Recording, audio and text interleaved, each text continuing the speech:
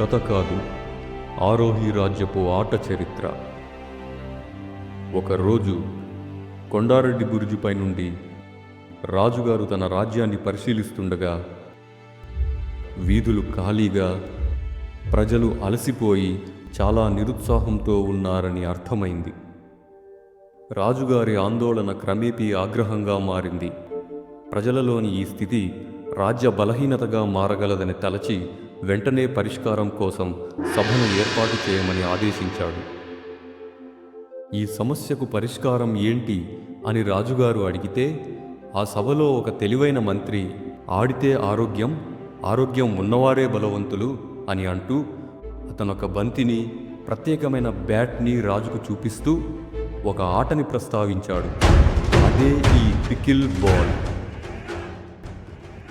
అప్పట్లో ప్రజలు ఆ ఆటను ఎంతగానో ప్రేమించారు. కానీ కాలంతో పాటు ఆ ఆటను మర్చిపోయారు, అలాగే ఆరోహి రాజ్యాన్ని కూడా. ఇప్పుడు ఆ ఆట మళ్ళీ పుట్టింది. కానీ ఈసారి మన కర్నూల్లో ఆరోహి పికిల్ బాల్ క్లబ్ త్వరలో.